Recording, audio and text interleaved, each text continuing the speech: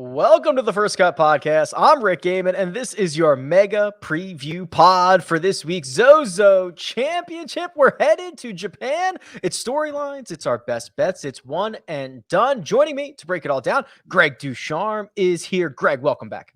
What's going on, guys? I'm fired up for today. Really looking forward to the week. So yeah, it should be another good one. Here we go. Another great field in Japan this week.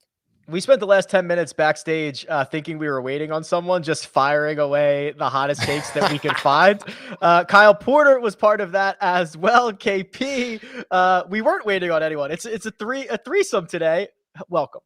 Yeah, pace of play should be brisk, should be good. I've got notes. I guess that would imply that I don't normally have notes, but I have a full page of takes here. So let's get rolling. Let's do it. All right, ZOZO Championship this week in Japan for the first time since 2019. Before we look ahead, let's look back, gentlemen. This event was played one time in Japan before it was moved to Sherwood for the 2020 version. Greg, we were doing a little bit of reminiscing on the DFS podcast on Monday. Feels like a decade ago. 2019 feels like a decade ago. If you remember, let me set the stage for you. It's Wednesday in Japan. Tiger Woods, Rory McIlroy, Hideki Matsuyama, Jason Day play the skins game. That happened. Jason Day won it, by the way. Then Tiger Woods comes out, bogeys his first 3 holes on Thursday, and then proceeds to win the golf tournament, the 82nd of his PGA Tour career. That feels like a decade ago. It's so long ago. I mean, it's easy to forget. Tiger was coming off of a knee surgery, a routine knee surgery. And all of a sudden you're wondering, right? Routine, the air quotes is the key there, Rick. This surgery was a big concern. And would he be able to come off and shake the rust off? And it changed all of our opinion on Tiger and his schedule going forward. This was the event where, because for a long time, I thought Tiger needed a couple reps to get going. And when you saw Tiger play 2 weeks in a row, or 3 weeks out of 4, or 3 in a row, even the later stage was where he started to excel. And so I very rarely liked his chances in that first week back, but what he did in the ZOZO changed my opinion on that. And unfortunately that was short lived, but what a tournament it was. And you're right, Rick, it feels like forever ago. I've learned that every surgery is routine until it's happening to you. And then you're like, this things could go sideways here. This is a little bit wonky. KP, I'm looking at the top of this leaderboard. Tiger Woods won by 3 shots over Hideki Matsuyama in Japan. Rory McIlroy finished 3 shots back of Hideki, and Sungjae tied with Rory for 3rd. And that was like when Sungjae, that would have been his first season out, right? His first fall out. I remember being in a lather watching this thing come down the stretch because either Hideki was going to win it, Tiger was going to win it, Rory might steal this away, Sungjae might get involved. Like this was like this is good. This is all good times. I haven't felt this way in a while. Yeah, and wasn't it like early on a Monday too? Wasn't it a Monday finish because there was like a there was like a huge storm or something. Yeah, it was. They had no fans one day here stateside. It was a Sunday finish stateside, but a Monday finish over there. So it actually ended up falling in like prime time U.S. side. That's right. That's a great call. Great call, producer Jacob. That's why you get paid all the money. That's right. Gary Woodland played with Tiger for the last 36. I think they didn't change up pairings because of that, because it got delayed or whatever. And I went back and found the quote today. He said everybody was asked about Tiger, obviously, and Gary Woodland said his ball striking for the last 2 days was an absolute joke. Like it was just, and Woodland had won the U.S. Open like 100 days before that, or 130 days before that, or whatever. And that was pretty cool to hear from somebody who had just won a major. Obviously all quotes about Tiger that are kind of like that are fun to parse through. But, Rick, I thought that win from Tiger, here's the take. I thought that win from Tiger was more shocking than his Masters win, because the Masters win earlier that year, he had played. If you look at the strokes gain data and some of the advanced stuff, he was playing well. He was not really contending at Riviera, Mexico, all these different places, but he was hitting the ball really well leading into that Masters. And I remember thinking, like, I don't really think Tiger's going to win, but I think he could like contend at that Masters. I'm like Greg. I went into the ZOZO thinking like, what is, this is not going to be good. And then he wins the thing. It was really, I thought, one of the more shocking victory. It didn't get the attention, but I thought it was one of the more shocking victories of his career. Yeah, to Greg's point, he missed 10 weeks before that event. He played the skins game. I thought he looked terrible. He bogeyed his first 3 holes. I was like, this is going to be ugly. This is going to be really ugly here. I think he dropped like 200-1 at some point on Thursday morning after he bogeyed the first 3, and he pulls the thing off in only a way that Tiger can. Fast forward to this year. We're back in Japan, and Greg, we've played the Olympics here. Tokyo 2020 played in 2021, but there were no fans. This time around, we are going to see the Japanese faithful out there. I'm sure in full force, all 5,000 a day is what they're allowing behind their man, Hideki Matsuyama. Yes, and Hideki has played well in Japan, and it's well documented how much pressure there is, and how, especially after he won the Masters, how much he meant to the Japanese faithful, as you said, Rick, their fans over there. It was such a big deal. And it's hard to fathom, for me anyway, what it means to a nation. Because being an American, when an American does well, he's one of many, he or she in any sport, they're one of many who has a chance to do really well. And so it's hard to compare having one guy that you really lean on, you really hang on, and it's your only option from your nation. So it's hard to wrap your head around how much it means how much that Masters victory meant to the Japanese. And now he comes back home to play again for the second time as a Masters champion, and the first time with fans. So I'm very excited to see what his welcome is, how he's received by the fans. And I'm really excited to see how he performs as well. He has a way of stepping up. He's done it before. So I'm really looking forward to it. And I know that there'll be a lot of buzz around Hideki if he gets it going this week. And I think that Japanese golf has been kind of a through line of the year, right? I mean, it kind of obviously popped up when Hideki won the Masters, but then you get the Olympics, you not close out the year, but kind of bookend the year with this tournament. And we don't, normally you'll get like an event there. And now you've gotten kind of these 3 touch points. I know that obviously Hideki won in America, but that was a huge deal there. So that's kind of cool. I really like that when there's multiple touch points and multiple, I don't know, just talking points really throughout the year for a country that we don't see a ton of in the golf world, and not a ton of, obviously PGA Tour events are played there. So I'm excited about that. I think it's a nice ending to what's been a cool year for Japanese golf. And Greg's absolutely right in the fact that this is the guy. Hideki Matsuyama is by far the guy. Let's play the guessing game like we always do.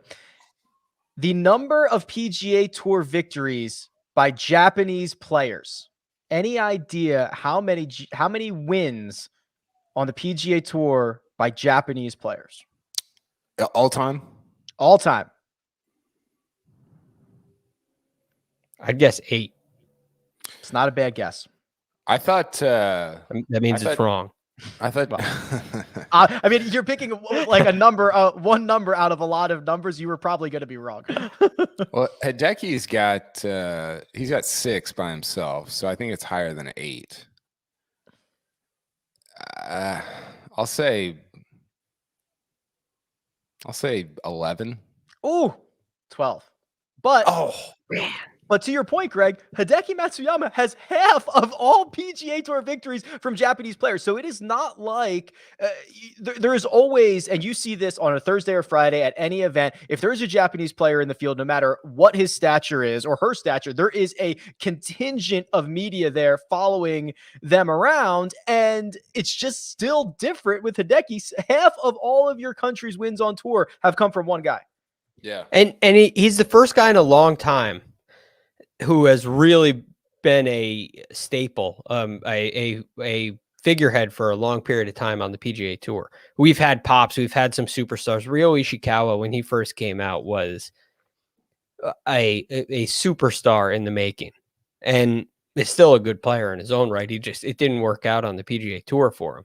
And with Hideki, he was also a superstar coming out, and you're kind of wondering, is he for real? Can he really make it out on the PGA Tour? You don't see on leaderboards on Sunday, you don't see a lot of Japanese flags up there year over year. It's just rare. And if it is, it's usually Hideki. And so he's been this one man following, and he's really shown through. He's been great. He has contended a lot. He's been in the mix a lot. He's played really well. He's won 6 times. That's a significant number of wins. And especially when it's half the wins from your nation, it's a big deal. Do you have the other winners there? I was just trying to pull it up, and I actually got redirected to one of your articles, by the way, which show up on like SEO all the time. And I was just trying to find the list, and I keep getting the Japanese all-time wins list. So I do not have it handy. If I can find it, I'll let you know. It's got to be like Shigeki Maruyama and Jumbo Ozaki and yeah. I wish I had it here. I don't have it here. Who can say? Producer Jacob can find it by the end of the show. There is another player in this field with there's a lot of players in this field with ties to Japan, don't get me wrong, but Xander Schauffele, the favorite to win this event, KP, Japanese grandparents, I believe. And I think it's noteworthy that, this event is normally part of a swing of golf in Asia, where you get guys to go to South Korea and then you get them to go to Japan, and just the logistics are a lot easier. This week, having to come from Las Vegas, having to make the trip, go from Vegas, it's 16 hours ahead to Japan. I mean, it's a grueling trip, and Xander was one of the first to say, I'm in, I'll be there, can't wait for it. Yeah, Xander, I think, is my top storyline this week in terms of guys that are playing in this field. You could obviously, I think Fowler's interesting. I think we'll talk about Colin Morikawa later on, but I was looking up some Xander stuff today for a preview piece, and we talked about it on Sunday. Rickie Fowler's won an official PGA Tour event more recently than Xander Schauffele, which is shocking. Like I've looked it up like 10 times, and I still am like, it's extremely hard to believe.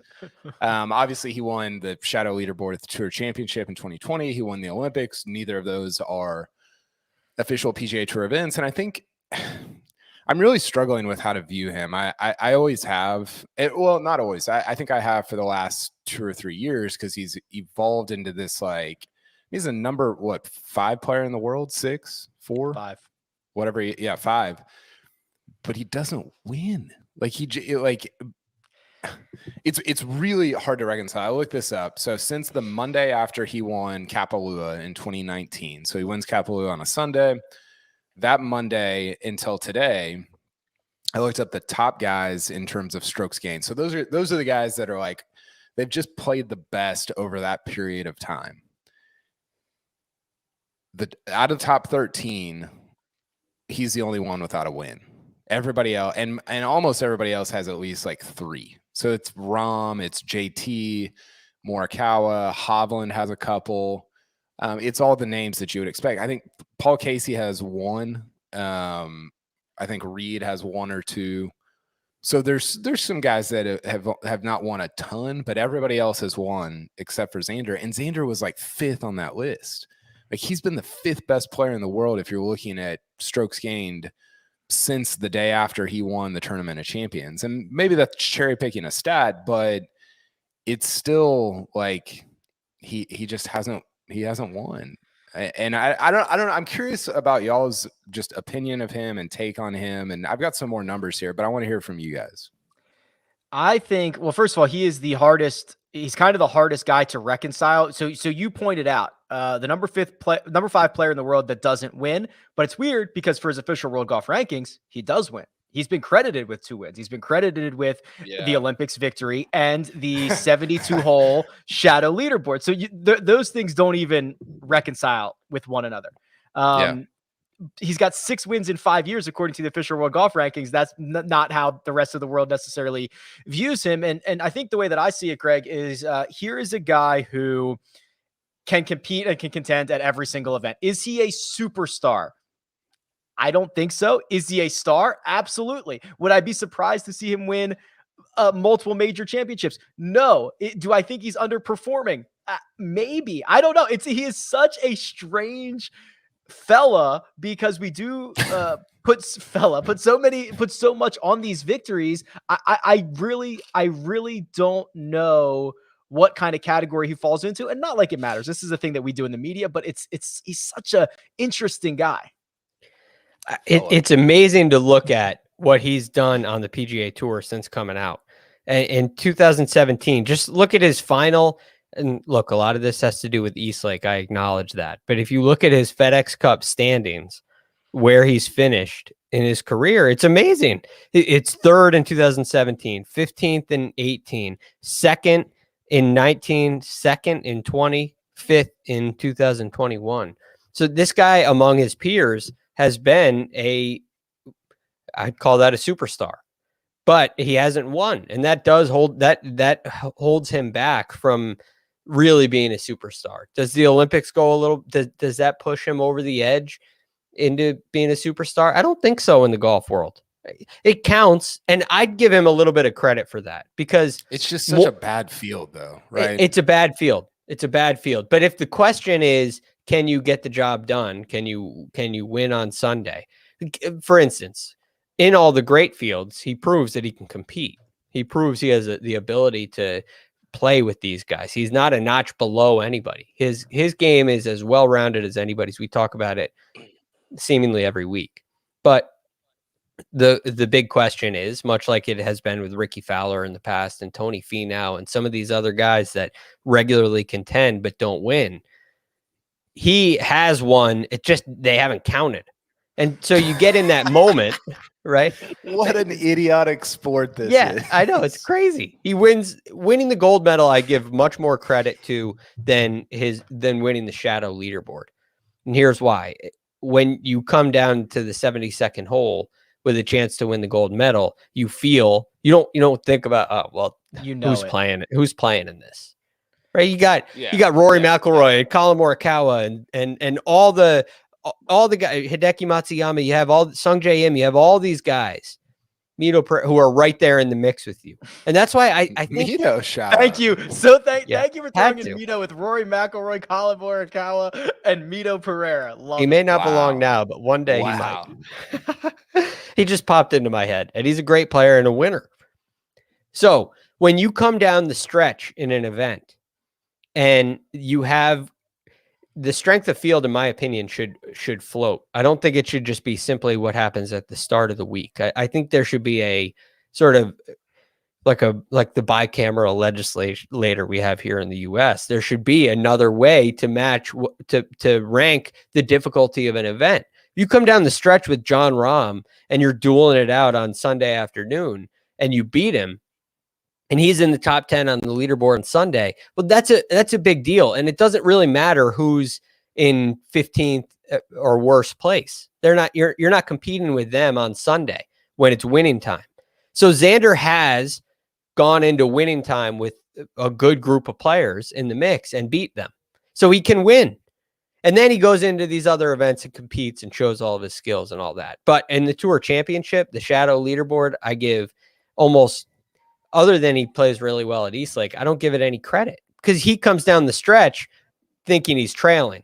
That mindset is, DJ's beating me right now. I got to catch him. And you don't have the pressure of, I'm winning. And I don't think he's looking over his shoulder saying, well, what? Okay, so he started at 10 under. I started at 5. So, okay, I'm winning. Hey, we're winning. We're winning this thing according to official. That's not happening. So I give him a little extra credit. I don't put him in the category of Finau, who's gotten himself out of it, but he's been there before. The Fowler area, where these are guys who we doubt their ability to win. I don't doubt his ability to win. I think this has been a strange stretch that's going to end soon. Can you imagine DJ doing that math of who started where and trying to figure it out coming home on Sunday? I do think there's a scenario in which this is a little bit of a Cantlay situation where at the start of 2021, you might say like, man, I know his numbers, but am I overrating Cantlay because he wins, but like not as much as it seems like he should based on his, and then all of a sudden he wins whatever 3 out of 10, and you're like, oh no, I had Cantlay right. It just took a while for the wins to kind of cascade. I did write down. I want to get y'all's guesses on this because I wrote down PGA Tour winning percentage over the course of their careers. So let's go Xander first, and then I've got some guys to pit him against. What do you guys think Xander's winning percentage is? So this is just PGA Tour. PGA Tour. What to do? So divided by, it's got to be so 8. No, 4 out of like 2%. No, why can't I do the math? What's like 4 divided by 120? Well, Rick, yeah, I mean, doing the math isn't guessing here. We're supposed to be 3%. guessing. 3%. Well, I'm 3%? guessing at how many events he's played, and how many. Oh, wins he you're has. all right. Yeah. You're yeah. 3%. So I would guess 6%. It's 3.3. Pretty good, Rick. So good okay, math. how about 3? he's got 4. Oh, okay. How about Hideki? Ooh. So if Xander's 3, does he have? I think Hideki has 5 wins. So he's got 5 wins. I would guess he's been around for a long time. So with Xander as the 3.3 benchmark, what do you think Hideki is? I'm going to go with 5% because I'll I say think he wins more often. I'll say lower. Are you gonna give a number, or are you just like? How about 3% flat? 3% exactly, Greg. You got it. Wow, Really? Greg. I think he's 6 for 200, but that might be wrong. But I maybe I did the math wrong, but it's right at 3%. Okay, give me 2 more. One, Bryson. What do you think Bryson's winning percentage is? Oh, Bryson's got to be. He's got to be higher than that, right? Because he has like 8 wins or something. So he's got to be 5% then. I'll say 6%. 6 exactly. Oh, Greg, you're a human win percentage Fire. calculator. It's like And trivia all over again. I'm unconscious. Don't bring that's PTSD. I'm for me. That was dirty. I'm sorry. Go Rory. So 20 out of 10 years. So if he played 18 or 20 a year out of like 200-ish. No, he's got to play more than that. Well, maybe not. 210. So it's like 9%. 10%? Yeah, 9 I'll say 8. I'll say 8%. 9.8%. So, man, that's dirty. Yeah. That's so dirty. Almost 10%. Rickie was at, I think, 1.8%. Yeah. Which those numbers are hard because they fluctuate a lot based on when your last win was, right? So like, yeah, it should anyway. But yeah, I'm pretty sure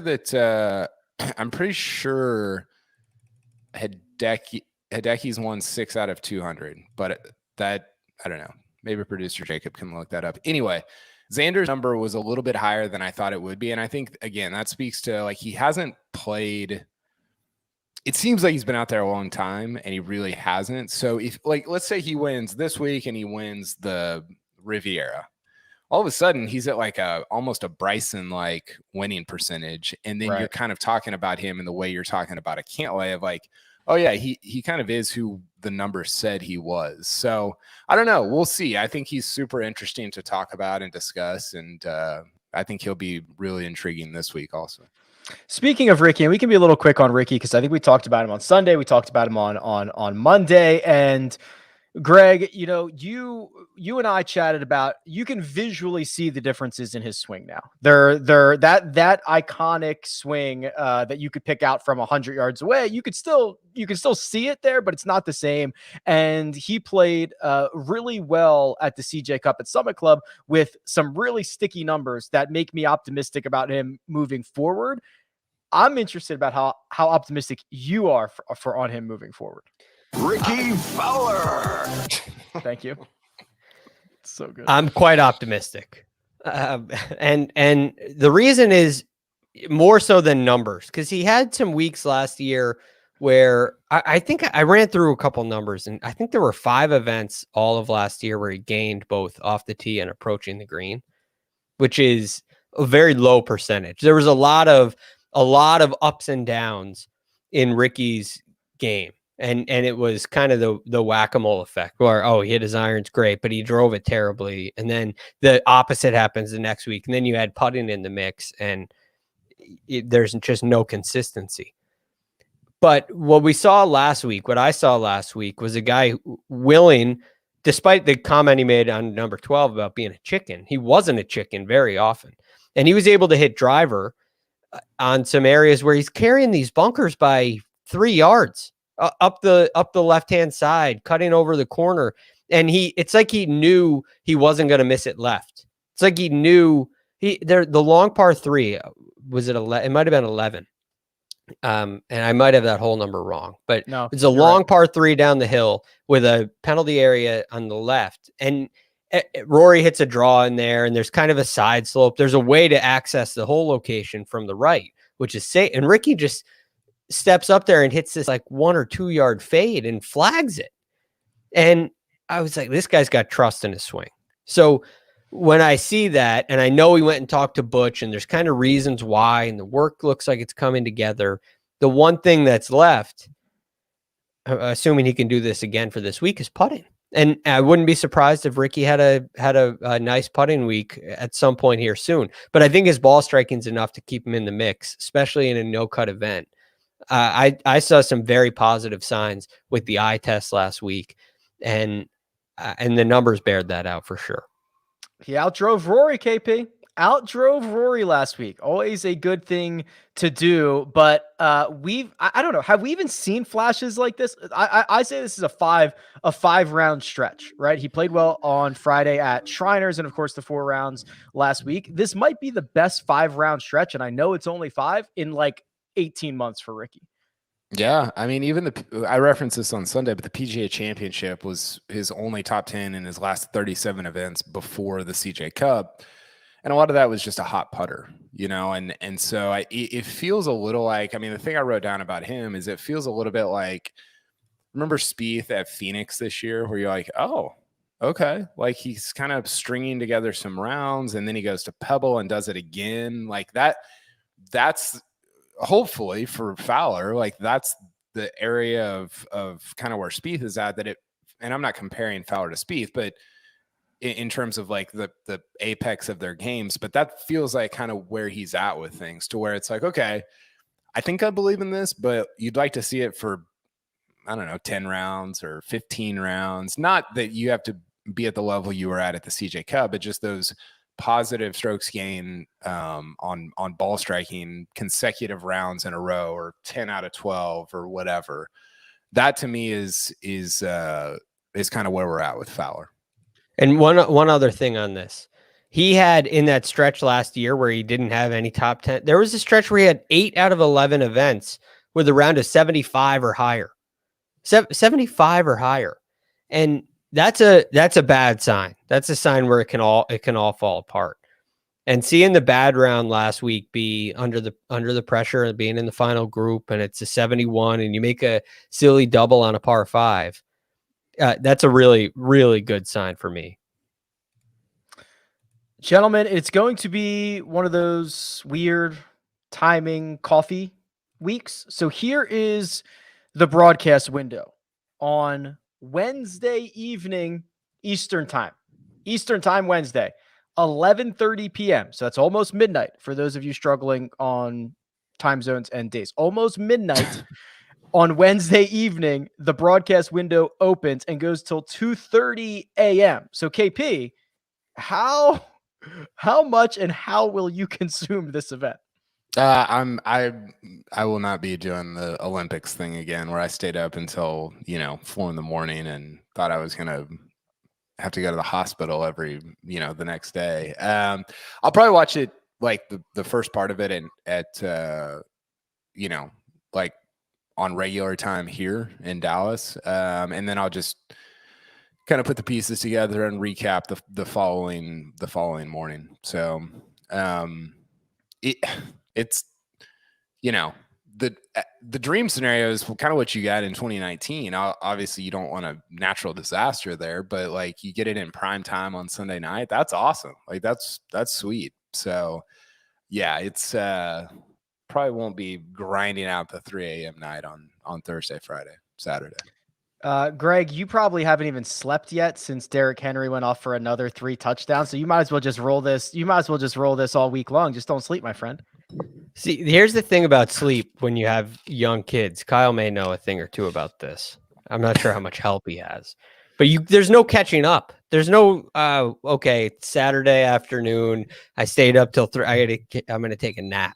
Yes. That just does not exist in my life now. So if I stay up to watch the end of a football game, which I did not make it through the fourth quarter, I'm in trouble for a period of time. So yeah. I'm with you, Kyle. I'm watching highlights. I'm trying to catch everything that I can. I may watch a little bit in that midnight time frame, but there's no recourse for me. No opportunity to catch up, and I can't do that to myself. That's totally true. You get like 2 hours sleep, and you're like, well, there's 4 tiny crazy people running around. I don't know what the path forward is here. I don't know what the way forward is. So that's and what's the next night going to look like? Are they going to decide to wake up or what am I going to do? It's all going to end. I mean, it's bad. Having no sleep is like, it's like compounding interest. Like it just keeps. That's true. Keeps getting you. Okay, gentlemen, we're going to move on to our best bets, our one and done, but Jacob and I have been grinding hard. We got the wins. We got the 12 wins here. Here they are. Hideki Matsuyama, 6 of them, half. Shigeki Moriyama, 3. Iso Aoki, 1, and I believe that was the first one. I believe he was the first. It was the 1983 Hawaiian Open. I just looked it up. Okay. Ryuji Amada won the 2008 AT&T Classic over Kenny Perry. And then the most recent non-Hideki win, Satoshi Kodaira won at Heritage. Yeah, in 18, I believe. Yeah. So that's 12 Japanese victories. There they are. Good stuff there. I love that producer Jacob didn't jump in on this and made you pronounce everybody. So good job by him there. Normally he would have jumped in and he did not. All right, gentlemen, best bets, one and done coming up. But first, we're going to take a quick break and hear a word from our partners. And we're back. Best bets. Let's go. Okay, we're getting better at these. The first 2 weeks, I think we whiffed on every single one, but we've been much better recently. So this is where we go over to our friends at Caesars Sportsbook. We scroll through everything. We open up all those little tabs. We click all the nationalities. We find what we can find, and we say, this one right here, this is the best bet. Greg, your best bet, I like. It's a continuation from something we talked about on Monday's DFS preview. What is your best bet?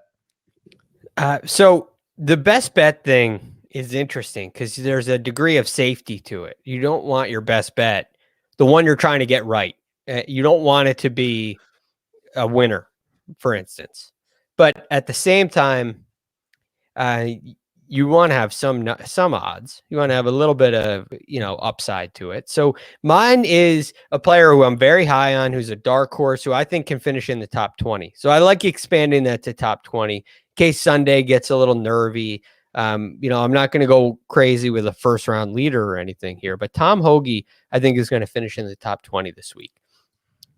When I look at the leaderboard from last time, I know the data says driving distance is really important, but I see a litany of great iron players, including Tiger Woods and Hideki Matsuyama and Sung Jae Im and Rory McIlroy, even Gary Woodland back in that time period was a really solid top 10. I think he was 10th, actually, 10th in strokes gained approach the green.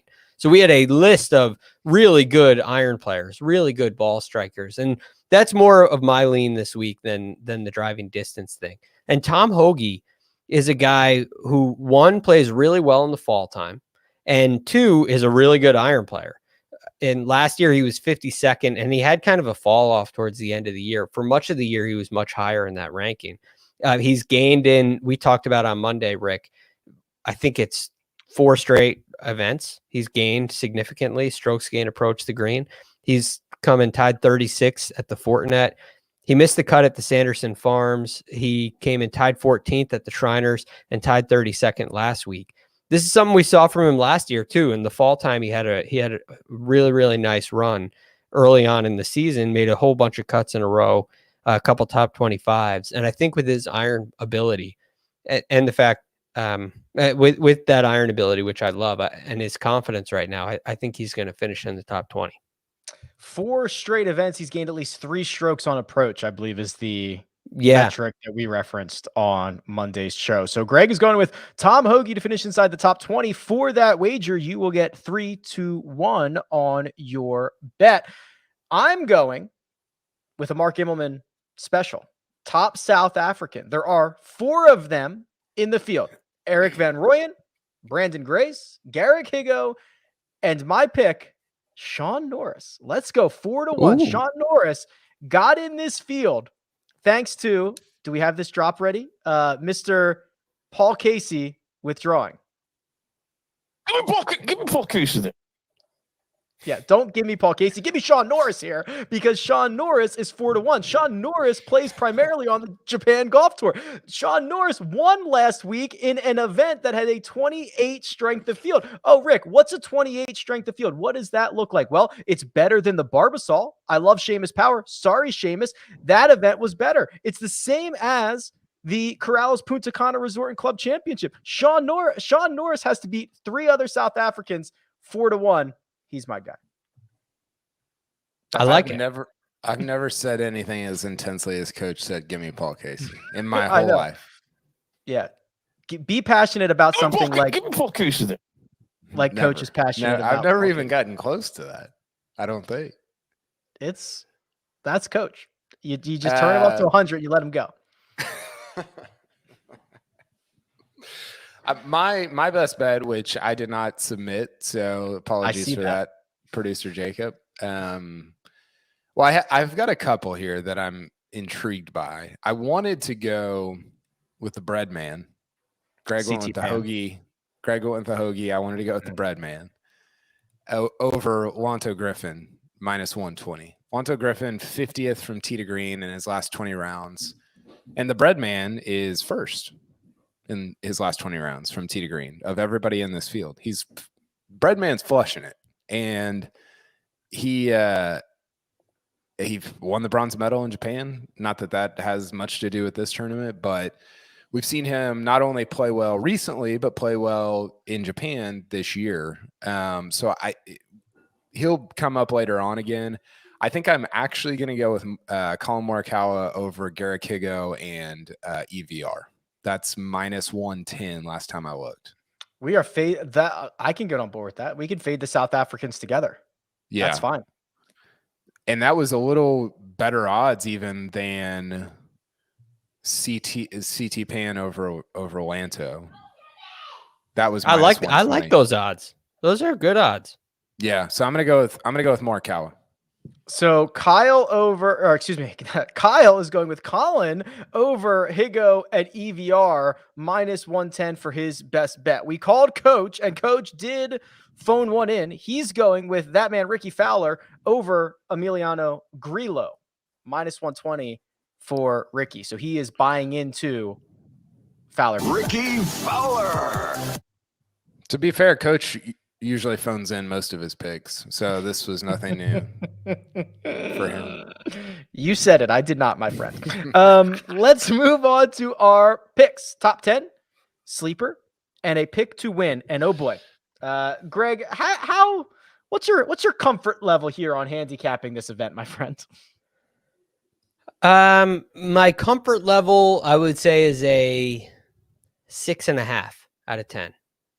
Pretty good. I'm somewhat. I mean, there's only one event, but I don't necessarily mind that. I think last week you had kind of a flavor of the golf course designer and what Fazio was trying to do, and it worked to a degree. It worked, I would say, a little more. I would say it worked about 65% of the way. The model I drew up in my head. This one, I kind of feel similar. I mean, you're basing it off a one leaderboard from the past.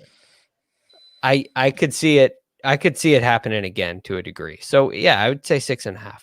All right. Well, 6.5 is probably more comfortable than I feel. So let's start. Well, your sleeper. It's Tom Hoge. Yep. Yeah, same deal. I mean, I think Tom Hoge finishing in the top 20 is a safe play. That's why I feel like it's the best bet. I feel like it's a lot safer than, say, a top 10, which I think is a real possibility for him this week. So he's in good form. I think there's a good course fit. I'm rolling with him as my sleeper. Coach is going with Ryan Palmer as his sleeper. Kyle, you have alluded to this. You have teased this. Your sleeper for this week's ZOZO is whom? The bread man, CT Pan. His numbers are great. I think it's 2 top 15s to start the year. And I care less about that than I do about just how well he's hitting the ball. I think he was 40-1 to win. So I really like him this week. I think he's going to play well. Yeah, he is. He's flushing it. I can confirm that. Okay, I'm going with one Harry Higgs, who had himself a great little Vegas swing. I think he was 27th or 29th at the Shriners. Then he finished T9 at the CJ Cup. He struck it well. He's putting it a little bit better. Harry Higgs, 66-1 is my sleeper. Top 10. Greg, I hate to tell you this, my friend. Your top 10 is the same as Coach's, which is usually the kiss of death. Who you going with? Man, this is making me rethink everything. I mean, is it too many times to hear the drop again? No. Rickie Fowler. That's what I thought. It's never enough. I wish when I opened my mouth to say Rickie Fowler, that came out. That would be awesome. But yeah, Rickie Fowler, my top 10 bet. I think he's going to have another really strong week. Kyle brought it up earlier. Jordan going to Pebble, that same kind of feel. I feel very similar. I'm glad he brought that up because I felt the same way looking at Rickie last week. There was something different about what he was doing with his swing. And when you see that, regardless of what the numbers say, there's a spark of confidence. And Jordan was doing a couple things different off the tee. He wasn't hitting that single shot out to the right. He wasn't making the big number. For Rickie, the bad round seemingly getting better. There's more trust in his full swing. So yeah, I'm rolling him out as a top 10 this week. Didn't Spieth go see DuCharme right before his run also? And it was a very similar circumstance where he just got some confirmation. He went out there with Cam McCormick and got the stamp of approval, and that can make a huge difference in confidence. So Butch he's definitely a whisperer out there. I want to be described as a whisperer of something, like Rick's the daily fantasy sport. The strokes gained whisperer. All right, I'll take that. Kyle, is that a new flag behind you? Did you add a Whistling Straits flag behind you? I did. I actually got it from my editor, Adam Silverstein. So I need to get it to him instead of propping it up in my background. Oh, that's not even yours. You don't even. That's not. You're shipping that out. Yes, it's. Oh. Yeah, it's fake. I do have this Ryder Cup. Well, there it is.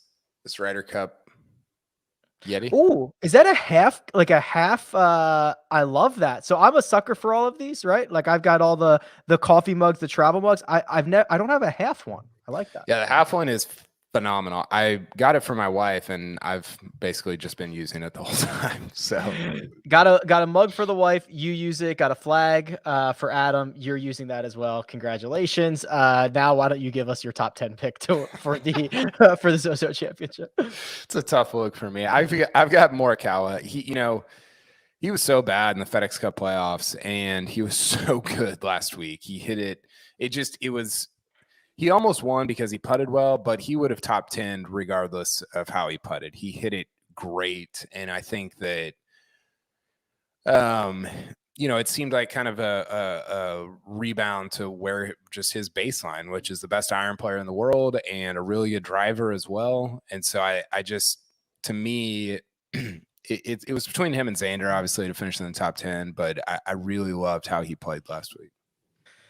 I'm going with Keegan Bradley because I am a sucker and a loser, and I cannot quit these no putt guys. But Keegan is in 6 rounds this year. He's like a positive putter. Just give me that. Just give me neutral Keegan and watch him finish T8, and I'll be thrilled. That's kind of where I'm going. Who's the guy that you most wish you could make a 0 putter? Like consistent, like every week. Yeah. I was going to say Grio. Okay. So like if I was like, looking for some value or something, Kyle Stanley would be up there. Yeah, but the value would be gone. If you could make him a 0, the value would be gone. Stanley would be the best player on the planet with a 0. Right. I mean, all of those guys. Yeah, that'd be fun if I could wave my wand. Winners, picks to win. We've got 4 different picks here, which is always fun. Coach is going with Hideki Matsuyama. I'm going with Johnny Vegas. Just because 33-1 in this field where it's pretty top heavy, but Vegas has been much better than I think people want to give him credit for. I'm going with Johnny Vegas at 33-1. Greg, you are taking someone who will probably win this golf tournament. Like, he's probably just going to win. Colin Morikawa. Yeah. So, I mean, again, my lean, as I said earlier, is to iron play. That's what I was harping on with Hoagie. All my DFS plays are iron players. That's what my model is based on. And I'm taking the best iron player in the world here in a very top heavy field. Xander was a debate of mine. I think Xander's going to give it a really good run as well. But there's something about Colin Morikawa that just feels like he's ready to, for a guy it's 2 majors already. It feels like he's ready to explode. And there is a very clear reason for the poor performance in the playoffs. Ironically, it was a trip to Japan where he hurts his back. I don't think he's going to injure himself on the plane ride over there. So I think he's going to get there. He's probably there now, healthy, ready to go. And I think his game is the best in the field. And I think he has a way of getting it done when he's supposed to. So I can't help but love Colin Morikawa this week. And he impressed me last week. I knew he was a member there, but it's not easy to go out as a member of a club and a home game, a rare home game on the PGA Tour, and show up like that. So yeah, I think he's holding the trophy at the end of the week. Colin Morikawa, 7.5-1 to win this golf tournament. Thanks to our friends over at Caesars Sportsbook. KP, that leaves you to put a bow on our winners. 22-1. Your pick to win is who? Joaquin Niemann. So I love it. I read this website called rickrungood.com, and the proprietor of the website put out a great newsletter today. Oh, thank you. Talking about birdie or better percentage, I believe it was. I think Niemann's like 3rd in the field in birdie or better. I don't remember the time frame there. Apologies for that. I think it was 50 rounds I did. Okay, so last 50 rounds. He played. He hit the ball really well last week. He putted horribly, and I like that because I think, again, like he's an average putter. He's an okay putter, and I'm just kind of betting that like he'll rebound after a bad week of putting. So I'm excited about him. He's hitting the ball very well. I think he was top 5 in this field in his last 20 rounds from tee to green. Not quite as good as CT Pan, but good enough. And I think he's got probably more win equity than somebody like a CT Pan, which is reflected in his odds. So I'm going with Joaquin. Not quite as good as CT Pan is a sentence that does not often get uttered on a golf show. So I love your use of it there. Well, there was 57 guys at the Olympics that weren't quite as good as CT Pan. That's so right. There we go. Got it done. Just to recap, I'm going with Johnny Vegas. Kyle's going with Joaquin Niemann. Greg's going with Colin Morikawa. And the coach is going with Hideki Matsuyama, which leaves us with one final thing to do. It is the one and done. Real quick, on the one and done, why is this So this purse Mm-hmm. is within $1.5 million of the Masters and the Open Championship. It's bigger than last week's too. How is that possible? How does that happen? Corporate sponsorship, probably. That's true. That's probably true. Incentivizing golfers to go to Japan. That I think is the number one reason. You push for that so that you're trying to. The reason you have an event there is to grow the game globally, right? You want to grow you want to grow your tour around the globe. So that's why the CJ Cup at Nine Bridges is a huge field. They have a WGC event in a typical year in China, and this event, and they elevate those to. They want the stars to play in the Asia swing, if you will. So this is going to be something we'll continue to see, Kyle. We saw this a little bit with the players, and we talked about with the Tournament of Champions. All these purses are going to get much, much bigger, but I'm getting word. I'm getting word that someone is here to defend himself, and it is the coach. Coach, are your ears ringing? Welcome from the top ropes, the coach. Let me just say this, boys. I got on a plane this morning in Philadelphia. I went to Atlanta. I flew Atlanta to Orange County. What's that? Were you hanging out with Ben Simmons? No, he didn't show up. Snap. So I land. I drive home. I host an hour mega NFL preview. And then what do I get texted to me? That some clown named David Wheatcroft? Isn't he a golfer too? He's going to call me out like I'm scared to come on the pod when I started off 0 for 3 in my one and dones. David, let me tell you something, son. I created this one and done. But one thing I'm not going to do is come in and not give everybody else a chance. That's something I'm not going to do. So I'm going to give them the lead. That's what I'm trying to do. But I came back strong with a T18. I blew Xander with a T18. I feel good about that. So the coward showed up. Whoa, David. You know one thing that's never happened to me, boys? One thing that's never happened to me, because, as you know, I'm a former professional wrestler. Everybody loves to talk when they're typing, and then when they see me in person, they ask for a picture or they ask for an autograph. And I have a feeling that's what David would do too. But I might ask for that hat. I like that hat you're wearing. Oh, thank you very much. Out here, there's so many different Angels hats. There's 20 different ones. So I bought up all of them. So I'm sorry for interrupting. No. Rick. I'm sorry for interrupting. But I felt like I had to come on and say something. There is no other place in the world that you can troll the coach and 5 minutes later have him pop on and call you out by name and tell you how wrong you are. That just doesn't exist anywhere else, but it happens here. And coach, you're here at the perfect time because we are doing the one and done. And you are absolutely right. You got your T18 from Xander Schauffele last week. You are locked with Kyle. With giving the rest of us plenty of space to get out ahead before you turn the corner here. And you've got a big purse to take advantage of this week in a no-cut event. Who you going with? And here's why I went with this player, because when you're playing a home game, when you're playing in front of your peeps, when you're in front of your crew, you want to play well. And I felt like Hideki Matsuyama got screwed over at the Olympic Games. But not this week at the ZOZO, boys. Not this week. So lock me in, the Masters champ, Hideki. Yes, I know I'm blowing him early, but I feel like I need to get back in it because just like the players, boys, I can't let you get too far out ahead because then I'm playing catch-up all year, and we know Mark is just going to talk and talk and talk and talk if he gets too much of a lead on me, and I cannot let that happen. So lock in Hideki. Boom. Is Mark going to show up now that coach is talking trash about him?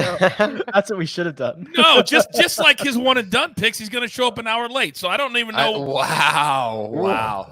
I thought you were going to come after me, coach, because earlier producer Jacob said that you phoned in your picks, and I said, well, that's not uncommon. That's kind of what he's been doing for about a year now.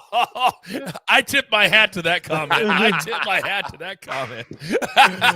Oh my goodness, you know Coach. Me. Oh, Coach, you are. Look at that. I can't even look at that. Yeah, there it is. 116,000. You're a busy man, Coach. You've been flying over. You want to hang for 5 minutes? You out of here. You got to run. I gotta All right. go. Follow the coach on Twitter at the Coach Rules. Be careful. I miss you guys. if you troll Coach, he might come after you. Thank you very much, Coach. Wow, how about that? That was awesome. You don't want that smoke, David. All right, boys, I love you. I'll be back in January. Love you guys. See you, Coach. That's so good. My God, we got the Coach experience right there. Whew. I love it. And David's still talking. Awesome. Yeah, David's David is not scared. coming after him. I'm very scared for David. KP, yeah, not for me. KP, you also shared the distinction of 116,331 with the Coach. You, however, have chosen to be the lone wolf this week because you are the only guy taking this golfer. I'm not scared. I'm burning him early. It's a huge purse. I mean, this is a purse that is like worthy of it. It's got to be one of the 9 biggest purses of the year, probably. Yeah, 10. I don't know.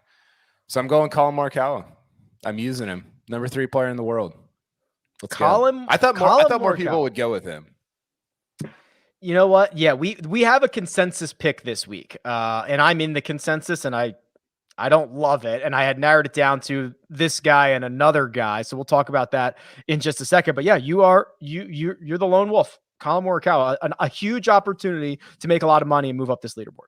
So yeah, I'm excited. I'm glad nobody else picked him. Now we'll probably miss. Well, there's not a cut. He'll probably finish T70. Sia Najad, who has 135,128, is going with Johnny Vegas. I certainly don't mind that. He was my pick to win earlier. I have 406,000, and I am in that very consensus along with Jacob and with you, Greg. I'll get to you in a second, Greg, with Hideki Matsuyama. Jacob, come on in here. We were actually conversing. So Jacob does not put the picks in the outline until everyone submits them. That's one of Coach's rules. And when we found out that the Coach was also going with Hideki, I wanted to use my backup. I wanted to give me Rickie, give me anybody, but we're riding with the Coach this week, Jacob. Is this a ride that we're going to want to get off in about 5 minutes? Well, look, we say it all the time because we do early edge daily. We give out about half a dozen picks, and a couple times this year, we've lost every single pick we've given out on the day. Coach has essentially lost every single pick he's given out for this one and done league, which is almost more difficult to do than winning every single pick. I mean, I guess it's a little different in golf because you have, it's not the binary option of win, lose. But I think that this broken clock is going to be right this week. That's my hope. I hope so because Greg, you're also in on this, my friend, and you're in the lead. You are at 1.7 million. You are at danger here of losing that spot with, I guess not to Mark. I guess not to Jacob. I guess not to me. Actually, you're probably not in danger of losing this top spot. Well, I mean, it's a big field, right? So of course I'm in danger if Colin Morikawa goes out there and wins, and Can Kyle catch me? I feel like if he wins and I land near close. goose egg. So I think it's 1.7 is the purse. I think it is too. So he could get there, but you're going with Rickie Fowler this week. Sorry, you're going with Rickie Fowler this week. And depending on what he does, you could still be. I will take any bet that you want that you will be in the lead of this one and done on Sunday evening. Okay. Well, I know Rick, you liked Rickie. He was a guy that was your backup, if I can say that. Correct. So I'm rolling with the hot hand. I feel like he's a big enough star to use in an event like this. It's a no-cut event, so that risk of the high round, which still lingers in my mind, is still there. But he has the ability to make a ton of birdies, and he has the ability to shoot some really low scores. So I'm riding the horse. I'm riding the hot wave. Hideki was in my mind. Colin Morikawa was in my mind. Xander Schauffele was in my mind because it is such a big field, such a big purse, and a no-cut event. But I'm rolling out Rickie. Rickie didn't putt that well last week either. No, poorly. Yeah, he lost a stroke and a half, I think. Also, I'm an idiot. I misread the way that we have the selections versus the standings. They're not in the same order. So, Greg, you could absolutely not be in the lead on Sunday night, like very, very easily. My book is closed for taking any bet that you will be in the lead on Sunday. Come on. You should have got your bets in the 30 seconds that I realized I was very, very wrong on that. I kind of thought that was just a pro Rickie statement. I mean, I am pro Rickie this week, but I was not willing to take any bet on that. All right, so here we go. Let me recap this correctly this time. So here we go.